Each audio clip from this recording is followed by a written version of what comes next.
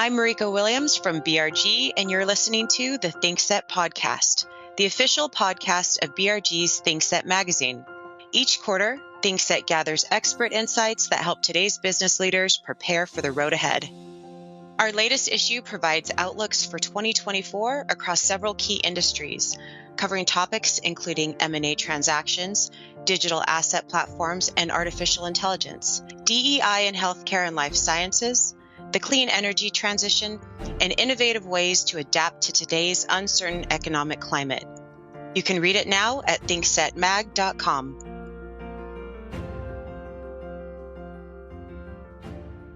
Hello, my name is David Teese, and I'm Executive Chairman of the Berkeley Research Group and also a professor at the University of California, Berkeley. In this episode, I'll speak with Tamara Box of Reed Smith, which is a global law firm with a storied past and more than 1,500 lawyers spread throughout the U.S., Europe, Asia, and the Middle East. Tamara formerly served as a managing partner for Europe and the Middle East and remains the leading lawyer in the structured finance team of the firm. Today, we'll discuss the importance of gender and racial diversity in corporate governance, the state of securitization in emerging markets, and what ownership means for rising attorneys. But before I begin with that, I want to just get a little background from Tamara about Reed Smith, because Reed Smith is a firm that's been around for 150 years, and there's not many firms, let alone law firms, that have been around for 150 years. I understand the company actually represented Andrew Carnegie at the beginning of the 20th century, and now the firm has 30 offices worldwide. Tamara, what has enabled Reed Smith over this century and a half to remain strong? What are the common threads that you see that have enabled viability and enabled the company to prosper through thick and thin, from the industrial age through to the digital age? Sure. Thank you, and nice to be here with you, David. I think it is a combination of things. It's a combination of culture, the leadership, the strategy of the business, the nature of the business. So Reed Smith is very much a full-service firm, but in service of certain key industries. And those industries have evolved over time, but they've enabled us to have focus for how we serve clients. It's a single partnership around the world. That's a pretty big deal in these days. And I think always having that sort of single-mindedness about, who we are and who we serve, and also how we collaborate with each other, what we owe each other as partners over those years. So not just a big merger that took it outside the US, but also multiple mergers in the US, all of which, had to be integrated. And I think a lot of that integration was served by the strength of the culture, the strength of the nature of the collaboration, and the determination to remain a single partnership at the end of it all. Frankly, all that integration in merger terms has also made us really good at bringing people into the business.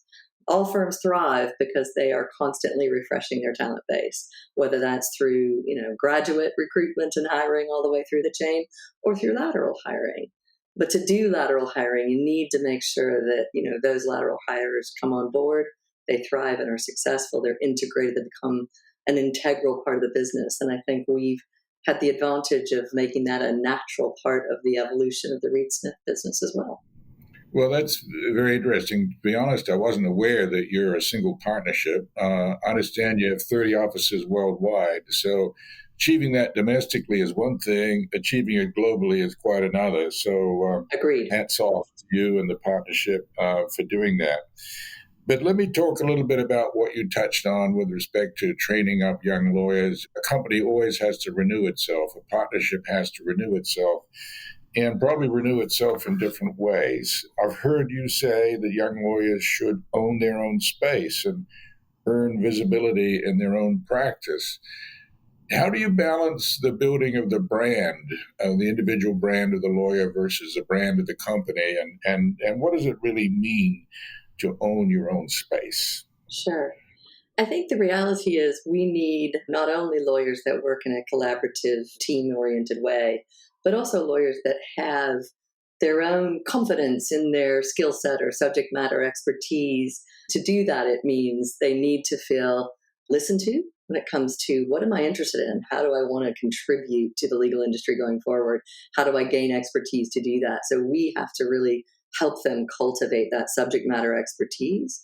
But then they have to take responsibility for that. I'm a big believer in investing in it. If a firm says to a young lawyer, I don't think we can take you to that conference this year, there's no budget. Look, if it's an outrageous sum of money, a young lawyer may not be able to afford it. But if it's a few $100s or pounds and you think it's critical to your development, then invest in that.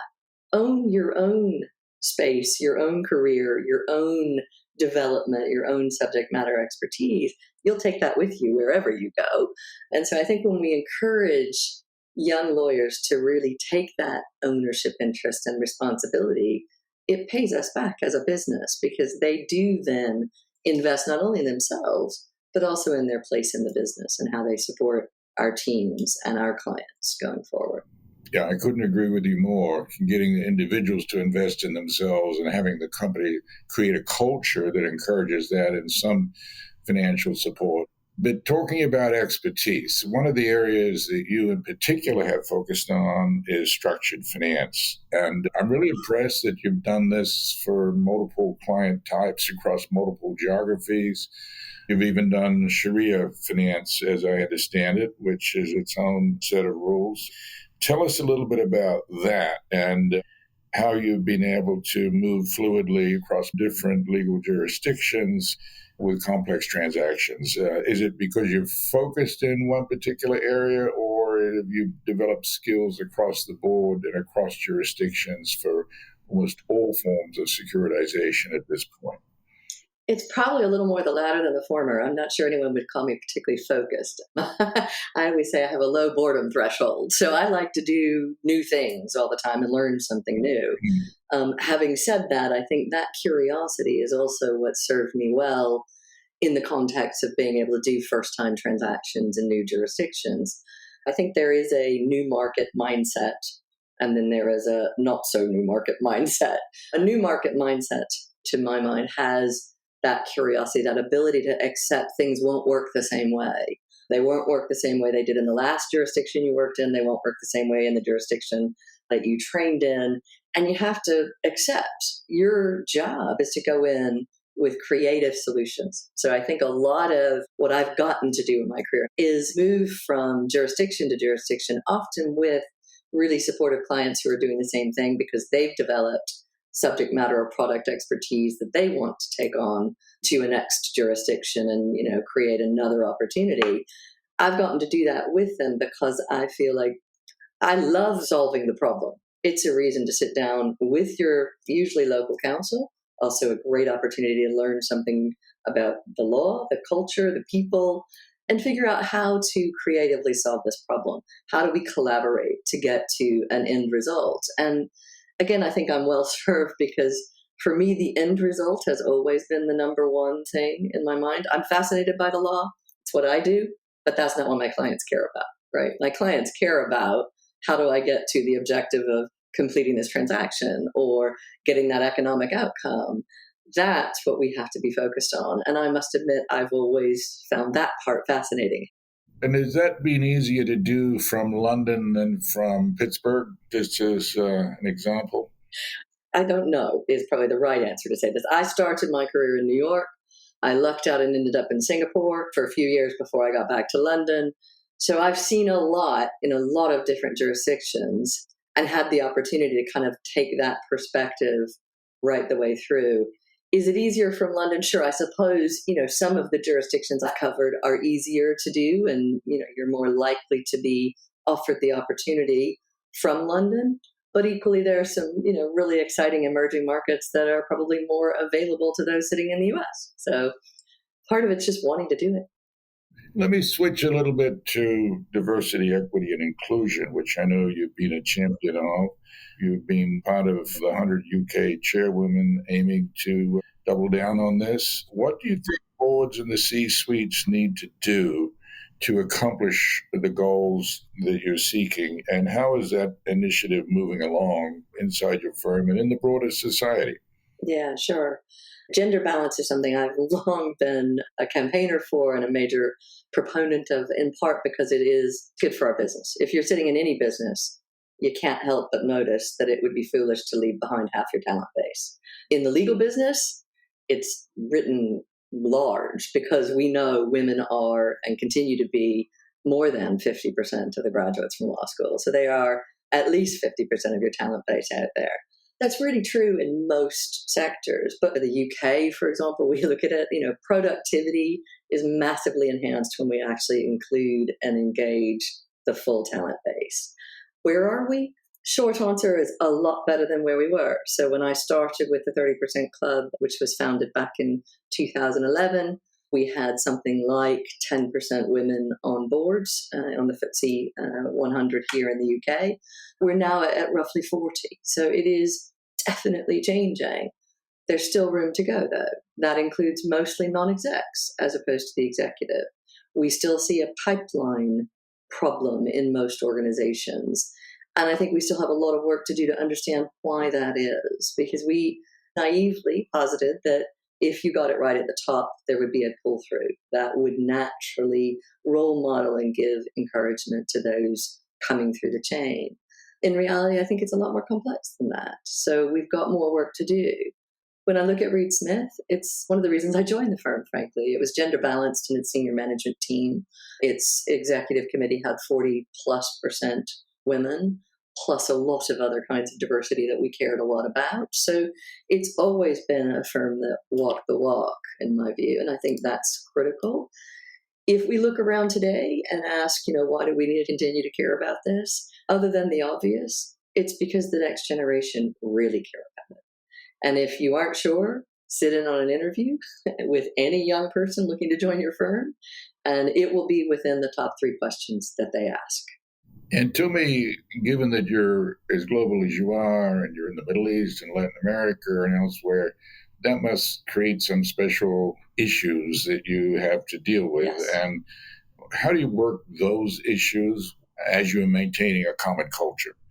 Yeah, that is something we probably don't talk enough about. Global organizations talking about diversity need to recognize that will look different in each of your different cultures and jurisdictions. Our folks in Hong Kong thought it was bizarre to ask about racial diversity, for example, when they're sitting in China. So again, what does that mean? What is the majority? What does minority mean when you think about different jurisdictions? Often businesses, particularly those in the US, if I might, can be pretty ethnocentric about that and think their norms are everybody's norms. Part of being in a global business is to accept that you meet people where they are and you meet cultures where they are. It requires open-mindedness to listen to people.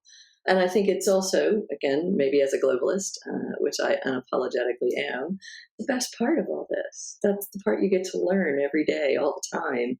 Hear others' perspectives and understand what it means, what your difference is to theirs, and where our common ground is, and joyfully where our common ground isn't, and therefore how we collaborate even more effectively because we come at things differently together. Well, I would encourage you to write up your thinking on that, because there's a big gap in the academic literature on exactly those issues. How do you actually implement this in practice across multiple jurisdictions with different values and different cultures? And it seems like you're in the wheelhouse to see that and do that. But let me move on, and recognizing, of course, I'm talking about the U.S. The U.S. Supreme Court's decision on affirmative action has implications in the U.S. I doubt it has implications beyond the U.S., but it might. So tell me a little bit about how that is impacting the landscape and the everyday decisions that you have to make in a leadership role. Look, the reality is I think it does impact the landscape well beyond the U.S. and the borders of the U.S., not least because so many businesses, like ours, are global. I think it's a little early to know exactly how it is going to impact us. I am a member of the advisory board for a group at the London School of Economics called the Inclusion Initiative. And the Inclusion Initiative had an event the other night. We were chatting about this very thing. It's almost made many leaders in global organizations double down on their determination to get the best people and the best out of their people without regard to this inhibition that might flow from this decision. And by that, I mean, I think there is no bowing to that pressure because, again, there's all kinds of activism out there, but if you know what's good for your business and you know it's the right thing for the strategy that you have and your vision, you do it, regardless of whether you're getting, activists or others telling you not to. And I think that's where it sounds to me like many leaders are landing. We also concluded that one of the things that may be missing is a true open dialogue, not angry, not two sides and you never the twain shall meet, but true discussion of what are we really worried about? Is there some form of reverse discrimination? Where's the data? How do we actually use facts and statistics to get comfortable, not just with our anecdotes or our strong feelings, but really the state of the real world? Are those concerns real or not? And I think that's the really important part about leading in this very divisive, polarized moment in time. And I hope it is a moment in time. It's when the demand for open-mindedness and listening and care and empathy is at its highest. Well, obviously a lot of complex issues there, and I'm glad that you're involved in it in a leadership way, not only within your firm, but beyond. But let me just, before we leave the global side, ask you about the longer range strategy of Reed Smith, the regions you're in, where you see the expansion opportunities. Obviously, relations with China are not as they were. How does that affect, particularly the rise of China and tensions between China and Europe and the United States? How is that impacting your business, and where do you see the growth in the future? Yeah, I think you start with we are in all these places already. So we've been in China for a very long time. We're in Singapore and we're seeing some benefit to Singapore of changes in China and policy and feelings and all of those things. We're in the Middle East and have been there for more than 40 years. And, that's not changing. And again, we're seeing some real excitement. But wherever we are, it's because we follow clients there. And it's because we are there to make sure we're able to continue being their partners as they expand their businesses. So I think that is the answer to where do you go next and what are you doing next. It's very much those industries we focus on, the clients we seek to serve in a full service capacity. What do they need from us and how do we make sure we have it? I think that is and will continue to have us expand in Singapore, for example, where we have really strong segments that are growing as we talk, frankly. But it's also taking us further into the Middle East. We've long had the UAE as a hub. There is no question that Saudi is very exciting. We don't have virtually any clients that aren't either in Saudi in a big way already or going. But I think there are others. There's a lot going on as we look south of the US into Latin America. So it's always about those industry segments, those clients in those segments, and how do we make sure we do the right things by them. There are still places where we are not, but we are not there because we have fantastic, best-in-class service from friends that our clients also are happy with, and we've made that work as well. We're in France, Germany, Greece, in continental Europe, for example, but we're not in Italy and we're not in Spain. That doesn't mean we don't do work there. We do a lot, but we have great firms with whom we've developed good relationships, and we have clients that are happy with the way that works. So that's always the way that we're led into any new jurisdiction. I think it'd be the same with any new service line or business that we would think about. I tend to agree with you that Saudi is really on a roll and likely to continue to do so, and that's becoming very exciting for many people over the last few years. Let me just move ahead a little bit to discuss the impact of technology on your business and AI, whether or not you see any impact at present, whether you're monitoring this, whether there are issues there that are consuming you or just amusing you. Certainly all of the above. Look, I think AI is exciting and frightening all at once. Certainly generative AI. I am fascinated, and I'm particularly fascinated with the potential that it has to make us infinitely better partners to our clients, to make our service infinitely faster, better, and cheaper. And there's no client out there that wouldn't ask for those three things. So I think there is a huge opportunity, but I also think it is frightening because it asks of us the thing that lawyers hate the most, which is to change.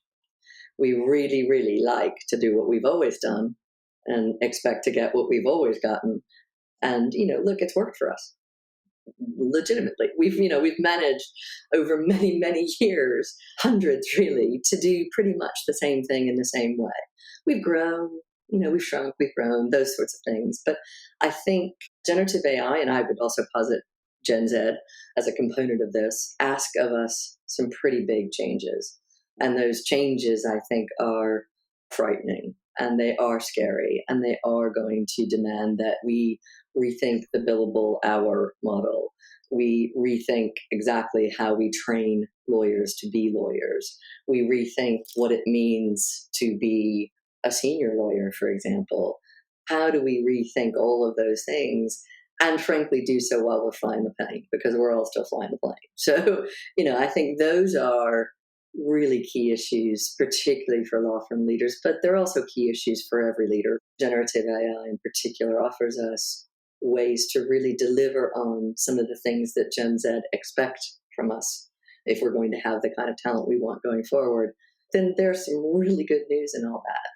But it is going to take brave leaders in all of our firms to really learn how, and frankly, be honest with how this is going to change our business. Tamara, let me end with a question that I usually ask people, which is, what's the toughest lesson you've learned over the last 5 years?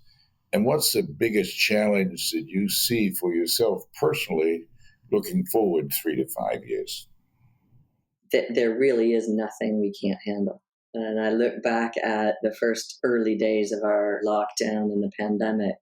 If you had asked any lawyer in any law firm, can we within 1 week have 98% of not just our lawyers, but our firm working virtually, being productive, doing what we'd expect them to otherwise do within 1 week, there's no chance we would have said that could happen.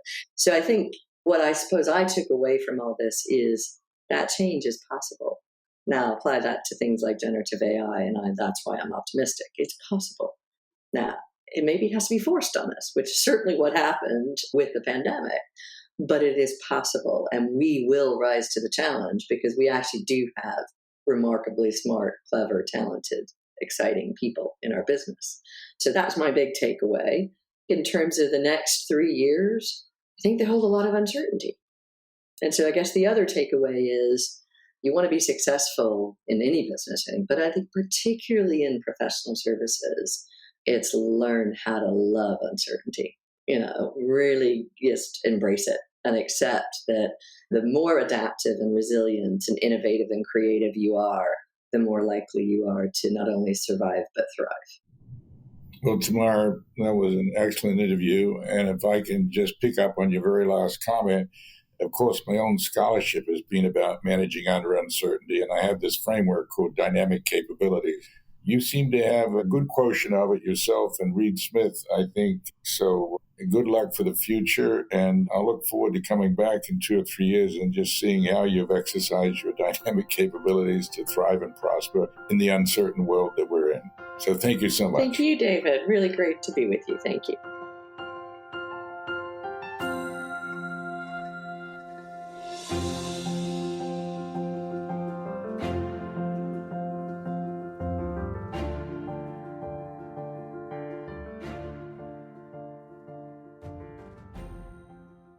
This ThinkSet podcast is brought to you by BRG.